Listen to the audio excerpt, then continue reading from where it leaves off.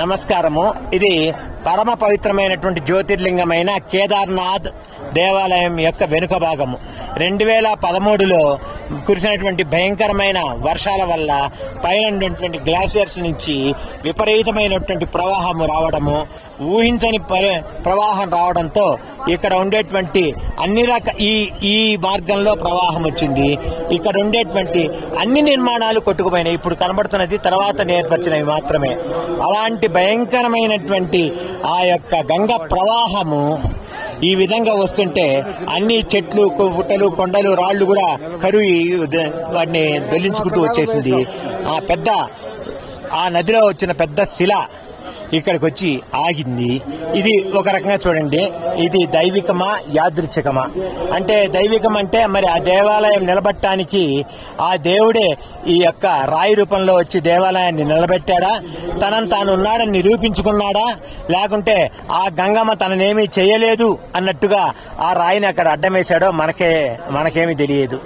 ఇది మరి దేవుడున్నాడు అని భావించే వాళ్ళకి 100% ఇది ఒక నిరూపణే. ఎందుకంటే 13వ శతాబ్దం దాకా ఇది మంచులో కప్పబడినటువంటి దేవాలయము. తర్వాత మాత్రమే మానవ మాత్రలైనటువంటి మనకు దర్శనానికి అందుబాటులో ఉండేటువంటి జ్యోతిర్లింగము. మరి ఇలాంటి జ్యోతిర్లింగానికి అంత విపత్తు వాటిల్లినప్పుడు ఆ యొక్క జ్యోతిర్లింగాన్ని ఆపుతూ, ఆ జ్యోతిర్లింగ క్షేత్రాన్ని ఆపుతూ ఆ ప్రవాహంలో కొట్టుకొచ్చినటువంటి రాయి ఇక్కడ ఆగడం ఏంటి? దీన్ని భీమశిల అని పెట్టి పూజిస్తున్నారు. ఇదే హిందువుల ప్రత్యేకత. ఏంటి అంటే ఆ రాయిని పూజించారే కాదు, రాయికో చరిత్ర ఉంది. ఆ రాయి ఒక మహత్తరమైనటువంటి కార్యక్రమాన్ని చేసింది, శివాలయాన్ని ఆపింది. ఆ భయంకరంగా వస్తున్నటువంటి ఆ జల ప్రవాహాన్ని, ఇక్కడి నుంచి వచ్చినటువంటి జల ప్రవాహము అతి సులభంగా ఈ దేవాలయాన్ని డిస్టర్బ్ చేసి ఉండేది. కానీ ఈ భీమశిల అంటే శివుడు పంపించిన శిల ఆ గంగమ్మని రెండుగా చీల్చి తన చుట్టూ నుంచి పంపించేటట్టుగా చేసే దేవాలయము ఎలాంటి చిన్న డిస్టర్బెన్స్ లేకుండా అలానే ఆగడం అంటే మరి దైవికం కాదా?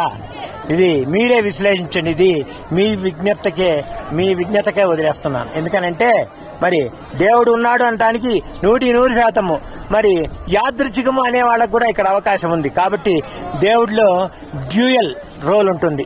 తను ఉన్నాడు అని నిరూపించుకుంటుంటాడు, అజ్ఞానులకి తను లేను అని చెప్పినట్టుగా కూడా ఉంటాడు. కాబట్టి ఇది నిజంగా మీరు ఆలోచించుకొని ఒక నిర్ణయానికి రావాల్సిందే గాని ఎవరు దేవుడు ఉన్నాడని చెప్పరు, ఎవరు దేవుడు లేడు అని చెప్పడానికి లేదు. ఎందుకంటే లేడు అని చెప్పడానికి ఎన్ని ఆధారాలు అయితే ఉన్నాయో, ఉన్నాడు అని చెప్పడానికి, దేవుడు ఉన్నాడు అని చెప్పడానికి మరొక ఆధారం ఎక్కువే ఉంటుంది అనే విషయాన్ని గమనించండి.